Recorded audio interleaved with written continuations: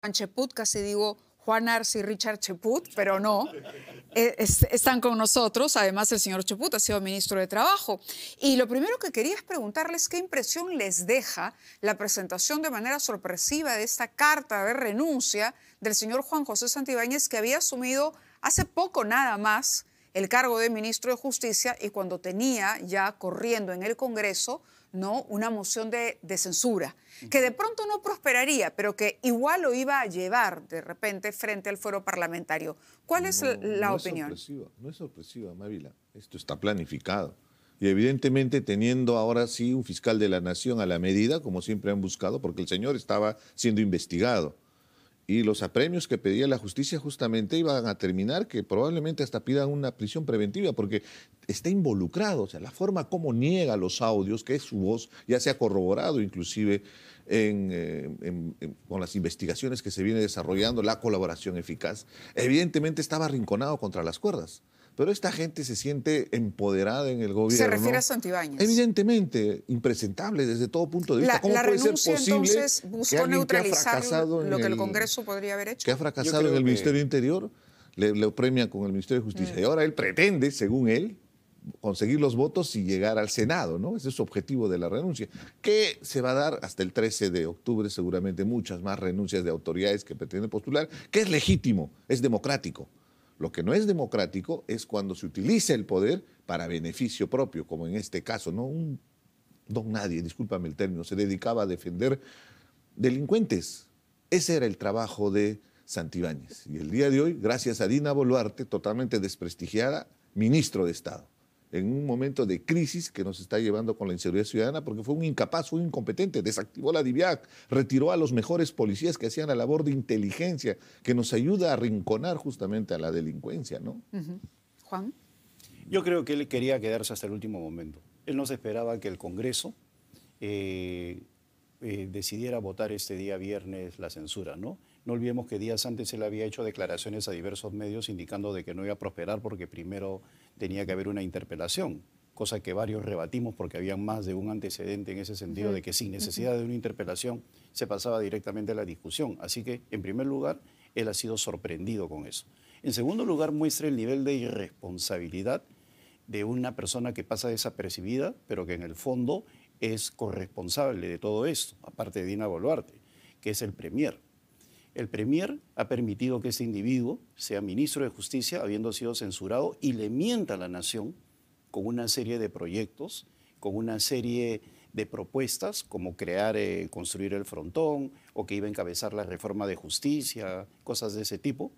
Y hemos visto de que simple y llanamente ni tiene la solidez. Acabamos de ver una cátedra hace unos momentos, ¿no?, con la doctora Ibáñez, y como para impulsar una reforma de justicia. Es una persona que, por otro lado, nunca fue digna del cargo. Pero vuelvo a repetir, acá el gran problema es el Premier Arana. Ahora, sobre el Premier, un comentario. El día de ayer, Consejo de Ministros, su pronuncia como siempre al final, y le hace una pregunta, una periodista le hace la pregunta sobre la voceada renuncia de los ministros, ¿no? Que no era, como acaba de decir el señor Arce, no era que ¿no? Ya se venía hablando de ese tema y de esa posibilidad. Y él dijo que no tenía información. Es decir, ¿le pudo haber mentido Santibáñez también al propio Premier? No, sorprenderlo con la carta de renuncia. Le ha sorprendido. O sea, él no pensaba que la Junta Directiva del Congreso accediera a interpelar, a censurarlo, a debatir la censura ese día viernes. ¿Pero iba a prosperar la censura? Lo que sucede es que sería una carga tremenda sobre los partidos políticos. Más de uno declaramos que una de las cosas que permite una moción de censura es establecer quiénes están con la delincuencia y quiénes no. Entonces, todos aquellos partidos que decidieran no apoyar la censura iban a ser vistos como parte de ¿quién? Del grupo del monstruo, ¿no?, de toda esa mala policía, del mismo Santibáñez. Entonces la carga era muy pesada y yo estoy seguro que iba a prosperar la censura. Yo considero que era una componente, en realidad. Yo no creo en el Congreso de la República, porque recuerda bien, se presentó la moción de censura y el día que esperaron hasta el último momento, se presentó, ni bien se presentó, una congresista de Alianza para el Progreso inmediatamente retiró la firma para sabotear justamente esa moción de censura.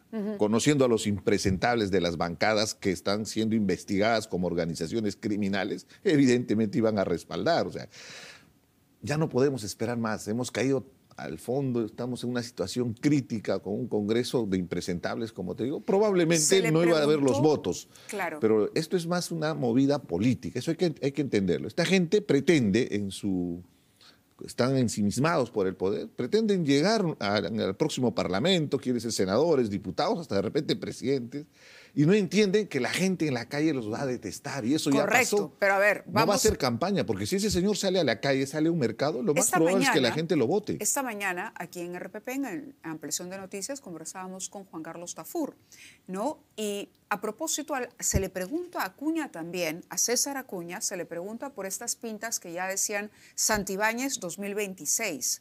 Y él tiene un comentario ambiguo sobre la posibilidad de tener a Santibáñez. Hoy Juan Carlos dice que lo que se oye es que va con el número 5 en la lista de APP al Congreso. Esto, para él, desde su lectura como analista político, es un puesto fijo en el Senado. Entonces, no es que Santibáñez, a pesar de la mochila y los pasivos que carga, no tenga realmente posibilidades si va, en efecto, con un número 5 en Alianza para el Progreso. ¿Qué opina Juan Cheput? Yo he visto más de un caso como estos, ¿no? Que una cosa es la postulación y otra cosa es lo que decide el pueblo. Yo no daría la seguridad de que ese señor tiene algún tipo de posibilidad. Él dice que toda la familia policial está con él y no tiene ni 3.000 seguidores en Twitter, ¿no? Entonces, es una persona inconsistente. Y por otro lado, a lo largo de este siglo, los partidos que han sido gobierno han tenido representaciones parlamentarias paupérrimas. Alejandro Toledo hizo un buen gobierno, 2 parlamentarios. Alan García hizo un gobierno también bueno, consistente, 4 parlamentarios. Ollanta-Humala, ninguno. Y es un gobierno irregular. ¿Por qué? Porque son oficialismo. Y en estos momentos lo que estamos viendo es la desaparición en las encuestas de César Acuña. Y por otro lado, la caída sistemática de Keiko Fujimori demuestra que no van a tener mayores opciones en las próximas elecciones. Y por otro lado, que no cante victoria el señor Santibáñez. Él es una mochila para cualquier partido político. Él depende de una invitación. Y por lo pronto 3 partidos hoy día han dicho que no van, que él no va en sus listas, ¿no? Están marcando distancia. Entonces, va a querer ir con Oscorima y con toda la mancha No, pero no va a renunciar si no tiene ya una carta bajo la manga. No, yo lo que creo, insisto en eso, es que ha sido por el Congreso. Que nada se ha dicho hasta que lo acojan políticamente. La política no se rige por las leyes de la lógica. Él ha renunciado para evitar la censura. Yo estoy seguro que los partidos, él ha tenido dudas, porque el cambio de actitud en él, de un día anterior, decir no hay posibilidades, y luego que le cambien la figura en el Congreso, definitivamente lo ha desconcertado. Esa misma mañana Arana no sabía nada y él mismo un día antes estaba dando declaraciones a futuro de cosas que iba a hacer. Entonces, la renuncia en horas de la mañana es consecuencia directa del anuncio del Congreso que se veía ese tema el día viernes. Así de simple. Y él no ha tenido la total seguridad de que iba a superar esa prueba. El ministro de Salud ha dicho que también todavía lo está pensando, ¿no? Pero ¿sabes qué es lo peor para un político de una censura? Sí. Lo que se habla de él durante la censura. Entonces, él ha tenido que ver todos los parlamentarios de izquierda, todos los que son adversarios de él, y van a sacar todo su historial. Correcto, pero eso incluso perjudica a quien quiere tener o a quien tiene una aspiración política a futuro. No quería exponerse. Si ya estaba pensando en ser censura candidato, te hace daño, la moción de censura siempre te hace daño. Un debate de censura le iba a hacer daño. Por supuesto, entonces prefiere renunciar. Pero objetivamente, esta gente que no tiene ninguna aceptación con la población, lo que buscan es el arrastre. Lamentablemente, la mayoría de estos congresistas impresentables que tenemos entran por el arrastre del candidato presidencial. Por eso mismo les digo, pero ahí también quiero hacerte la precisión. Es decir, siendo número 5, como ha dicho Juan Carlos esta mañana. Partidos como Alianza para el Progreso en este momento están desacreditados, descalificados. Yo podría, no sé, apostar si quieres, pero no va a pasar la valla. Pero tenemos una cédula que ¿sabes por qué? Una trampa para cualquiera, Mávila, es decir, si no vamos... por eso, claro, no van a pasar la valla por un tema objetivo, son 39 partidos políticos. ¿Cuántos crees objetivamente, haciendo análisis estadístico, que podrían pasar? No va a pasar de 4 o 5 partidos. Se va, lamentablemente, dispersar la votación, porque esa fue la estrategia de tumbarse las PASO para evitar las primarias, que nos hubiera permitido tener, de repente, en el mejor de los casos, 10, 12 partidos. Ahora tenemos 39 partidos. Que pasen la valla, en realidad va a ser un reto titánico para cualquier partido político. Y los que están cuestionados en este momento, que van a cargar mochilas y es que llevan a impresentables como Santibáñez, definitivamente con eso están cerrando alguna posibilidad de pasar la valla, porque Alianza Progreso no va a ser gobierno para empezar. Su juego, igual que el fujimorismo, han aprendido que el negocio está en el Congreso de la República. En eso coincide Meten con a su Cheput. bancada y El de negocio ahí está en el Congreso. hacen la repartija inclusive de Claro, los cargos. han tomado ¿no? el control de la Comisión de Presupuesto y no lo han soltado en ningún momento. O sea, definitivamente ellos lo que buscan es una bancada para de esa manera tener algún tipo de seguridad ante los jueces, ¿no? Protección jurídica, y por otro lado manejar el presupuesto a su antojo. Pero en relación a las posibilidades electorales que puede tener cualquier miembro de Fuerza Popular o de APP, el voto preferencial no necesariamente es garantía de que ingresas al Parlamento. Había gente con el número 1, el mismo hermano de Alberto Fujimori, que no ingresó al Congreso, siendo el número 1 por Lima Provincias. Y por otro lado, uno necesita varias cosas, ¿no? para las reglas electorales actuales. Necesitas o tres senadores y 7 diputados, aparte del 5% que te exige la legislación electoral. Entonces eso va a ser muy, pero muy difícil para partidos como APP. O sea, no la tiene fija. Y eso de la familia policial es un cuento. Pues, o sea, simple y llanamente yo no creo que en el Perú esté contaminada la policía como para votar por ese individuo. Yo he hablado con un montón de policías que están avergonzados de haber tenido a este señor como capitoce en el Ministerio del Interior. Además es la muestra de la utilización, la instrumentalización de la política en instituciones como la Policía Nacional. Que desaparezcan la DIVIAG, que ataque a los oficiales que han hecho su trabajo encomiable. Se menciona al ministro de Salud, se menciona al señor Morgan Quero, pero es válido, digamos. Es válido que todos quieran postular, pero hay que dejar que se desarrolle la campaña política. Mira, y van a cargar una mochila muy pesada con todo aquel que esté en el gobierno. Y coincido en el punto del oficialismo. Lo que más bien van a tratar es de deslindarse. Keiko Fujimori es aliada del gobierno actualmente. Pero has visto con el tema de las AFPs, lo primero que ha hecho es, a pesar que era responsabilidad directa del fujimorismo la aprobación de la nueva ley de las AFPs, al final ella dijo que fue Dina Boluarte que hizo las modificaciones cuando una ley que va simplemente se observa o se aprueba. El Ejecutivo no tiene ninguna capacidad de modificar. Mira, si observa, tienen que devolver para el debate. Entonces, para que te des cuenta cómo se despercuden, y eso va a suceder durante estos meses de campaña, para despercudirse en el caso de Morgan justamente Quero, la carga pesada. Yo creo ¿no? que él está evaluando si quedarse o no. Porque yo estoy seguro que no tiene posibilidades electorales en el partido en el cual aparentemente va a ir, que es el de Nicanor Boluarte. Claro, donde ya es militante. En el caso de César Vázquez también podría decidir quedarse, si es que la apuesta de él no va por el Senado, sino por el gobierno regional, que era lo que originalmente quería. Y por otro lado, los ministros esperan el último momento, porque no solamente están en una evaluación política, sino si verdaderamente tienen posibilidades electorales. Y hay un elemento adicional para todos esos ministros, ¿no? Que definitivamente estar fuera del poder ya no tienen el manejo y se puede levantar la alfombra. Y puede ser más fácil levantar la alfombra y descubrir todo lo que hay. Entonces prefieren quedarse hasta el final para arreglar algún tipo de cosa, o de lo contrario arriesgarse a postular sabiendo que el que viene es un sucesor, como lo que ha pasado en el Ministerio de Justicia, ¿no? Que es una persona un alfil a la medida de este gobierno, ¿no? Entonces, inclusive se habla de que el señor Rafael López Aliaga de repente no postula porque puede perder el oro y el moro, ¿no? Es decir, Rafael López Aliaga, que está liderando las encuestas. Claro, pero liderar las encuestas a 6 meses no dice nada, absolutamente nada. O sea, y tener 10 puntos porcentuales, teniendo la presencia mediática que él tiene, manejando las redes, inaugurando obras por acá, es y manejando los recursos del municipio de Lima. Haciendo campaña. Es lo más grosero, ¿no? O sea, no te garantiza absolutamente nada más aún con esa dispersión. Y él podría pensar tranquilamente, decido quedarme o sea, no está nada dicho hasta el 13. ¿no? Su espejo debería ser el caso Forsyth. Recuerda bien cómo quedó Forsyth en las elecciones y cómo estaba justamente en las encuestas previo a la elección. Al final ni siquiera pasó la valla. Bueno, sabemos que en realidad cambia la fotografía de las encuestas y de las preferencias electorales. A lo que hay que temerles al gran elector. El gran elector en este caso puede ser Dina Boluarte. O sea, ella, como decía Alan García, no puede hacer que alguien gane, pero sí impedir que alguien gane. Y en esos momentos hay un relajo. Así? Bueno, ella puede participar a través del presupuesto favoreciendo, a través de determinados ministerios a bancadas como las de Fuerza Popular o APP, en las cuales hay vínculos con esos y ella de repente quiere que ellos ganen. Por otro lado, tenemos un Jurado Nacional de Elecciones con complejo de inferioridad, que debería tener una posición mucho más activa y fuerte y firme en relación a las campañas abiertas que vienen haciendo funcionarios públicos como el señor López Aliaga o César Acuña, o los mismos parlamentarios. No es posible que los parlamentarios permitan financiar campañas políticas a través de la semana de representación y el Jurado Nacional de Elecciones no diga nada.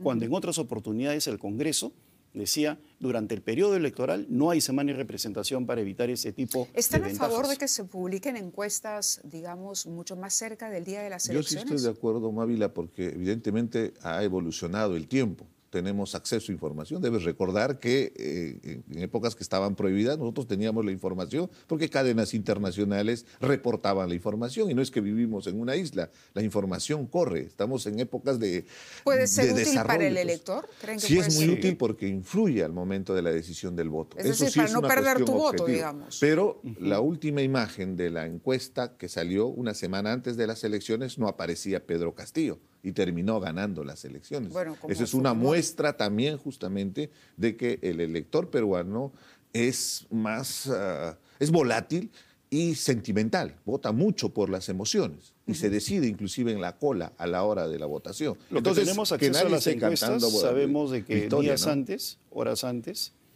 son bien acertadas las encuestas en relación al pronóstico final. Sin embargo, cuando estas se presentan una semana antes, se prestan a todo tipo de manipulación. Claro, cuando se hacen los simulacros, ¿no? En Así realidad, porque luego cuando uno compara El simulacro de ajuste, el como llaman ellos. exacto, el simulacro que es con cédula en mano, digamos, y Claro. con instrumentos mucho más estrictos, y uno ve las coincidencias, por lo menos sí le han dado Es la mucho más razón, cercano, es ¿no? mucho más preciso, ¿no? Claro, y eso evitaría la manipulación que con redes sociales podría ser monstruosa, ¿no? En una palabra, porque no me queda mucho tiempo, debo darle ya pase al siguiente programa. La pensión para Pedro Castillo. ¿Qué opinan? Si la ley ¿Le se ha corresponde establecido, o no le corresponde? Si la ley se ha establecido que se puede entregar la pensión mientras no haya una sentencia condenatoria, evidentemente le corresponde. Pero debes recordar, en el caso de Alberto Fujimori, a él no le correspondía. Pero este Congreso, como evidentemente tenían todo el apoyo y los votos, le entregaron la pensión.